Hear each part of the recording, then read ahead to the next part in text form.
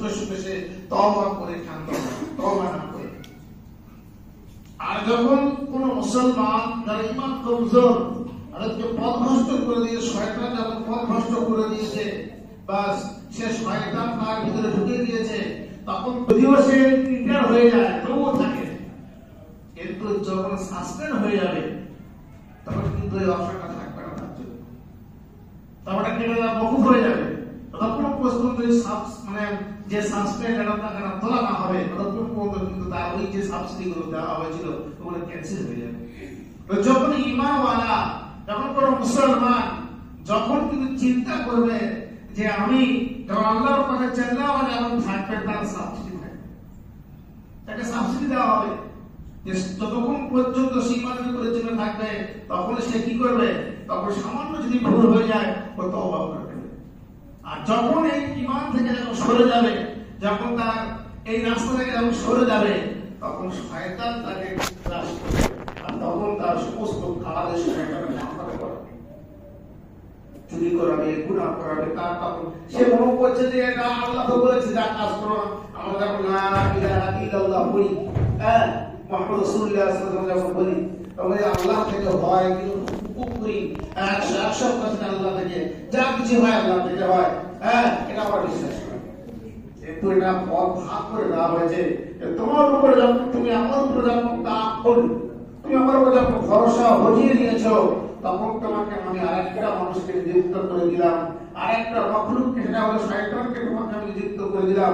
সে তোমার রাহবার হবে, সে তোমার সবকিছু হবে, তার অনুসরণ করতে হবে। আজকের মানুষ তাই হচ্ছে, ইনসান তাই হচ্ছে। তো দেখা যাচ্ছে নবী যত এসেছিলেন 1 লাখ, নবীর 1,40,000 কিংবা 2,24,000 পয়গম্বর এসেছিলেন এই মানুষের হিদায়াতের জন্য। মানুষ যখন পথ ভুলে গিয়েছিলেন, তখন মানুষের সদা রাস্তা, ইহদিনাস সিরাতাল মুস্তাকিম রাস্তার উপরে চলার জন্য নবীরা তাদেরকে গাইড হিসেবে ব্যবহার করেছে। আল্লাহ পাক তাদেরকে রাস্তা দেখিয়েছে যে তোমরা এদিকে সরে এসো, রাস্তা ভুলে গিয়েছে। যে রাস্তা গেলে তোমরা পথ ভ্রষ্ট হয়ে যাবে, খারাপ হয়ে যাবে, সেই রাস্তা থেকে সরিয়ে আনার জন্য নবীকে পাঠিয়েছে। নবীদের কথা যারা মেনেছেন কামিয়াবি হয়ে গেছে। আমরা প্রত্যেকে জানি মাল আমাকে কামিয়াবি করতে পারবে না। যদি কামিয়াবি করতে হতো, কারণের যা মাল ছিল, কারণের যা সম্পত্তি ছিল, তার 70টা উট লাগতো তার ক্যাশে চাবি হওয়ার জন্য। ওই আমাদের একটা চাবি আমরা অনেক টাকা থাকবে, এখন তার চাবি লাগবে না। ইন্টারনেটে অনেক যদি ফোন পে থাকে, ব্যাংকে থাকবে, কোটি কোটি টাকা থাকবে না। তাদের সোনা ছিল, সোনা বেশিরভাগটা সোনা, কারণের সোনা এত মানে করেছিল, সঞ্চয় করেছিল। আল্লাহ পাক হযরত ঈসা আলাইহিস সালামের মারফতে যে তাওরাত তাকে তোমার উপর অবতীর্ণ করা হয়েছিল, সেই তাওরাতের সোনার খালি দেখার জন্য আল্লাহ পাক হযরত মুসার মারফতে কারণকে ওই সোনা আবিষ্কার, সোনা তৈরি করা, খনিগুলো তাকে দেখিয়ে দেওয়া হয়েছিল। তো সেখান থেকে সে ডুপ্লিকেট করেছে, সোনাগুলো সঞ্চয় করেছে, সোনাগুলো সঞ্চয় করে নিয়েছে। কি হলো, মুসা আলাইহিস সালাম থেকে বিতাড়িত হয়ে গেল, আলাদা হয়ে গেল, এত টাকা হয়ে গেল। মুসাকে বদনাম করে অনেক কিছু দিয়েছে, কিন্তু সম্পত্তি থাকার কারণে, এত সম্পত্তি থাকার সত্ত্বেও কিন্তু সে কি করতে পারেনি, আমার নাজাত পায়নি। মৃত্যুর সঙ্গে সঙ্গে তার আজ পর্যন্ত কোরআনের ভাষা বলা হয়েছে সে মাটির ভিতরে তার আযাব দেওয়া হয়েছে, জ্যান্ত তাকে সশরীরে মাটির মধ্যে পুঁতে দেওয়া হয়েছে।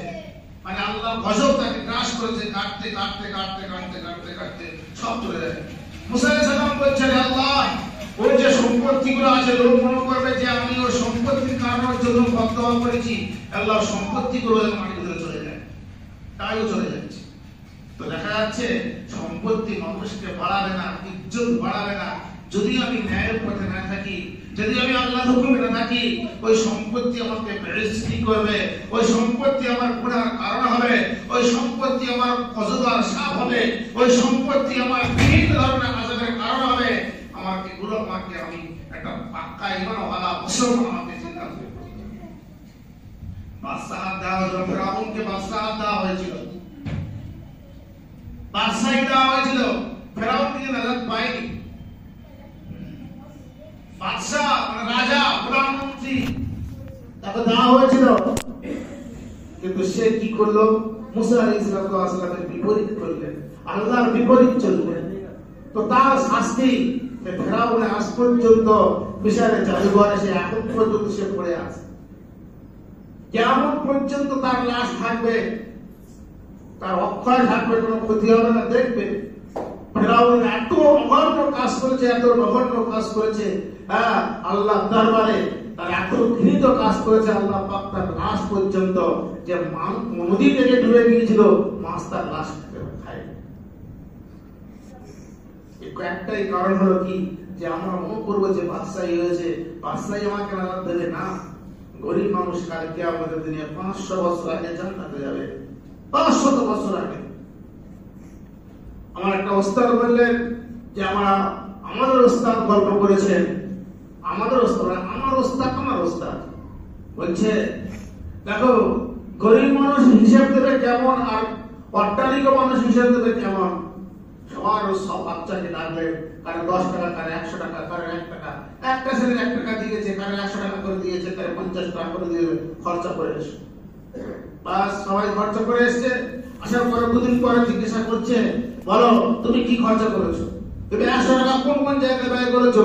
বলছি আমি সাবান কিনেছি, শ্যাম্পু কিনেছি, খাবার কিনেছি, অনেক করে স্লিপ বড় হয়ে গেল। আর একজন এই ওই করতে করতে বড় হয়ে যাচ্ছে। তো যাকে 1 টাকা দিয়েছিল তুমি কি করেছো? তো বলছে হুজুর আমি 1 টাকা ডজন কিনে খেয়েছি। কতক্ষণ সময় লাগলো?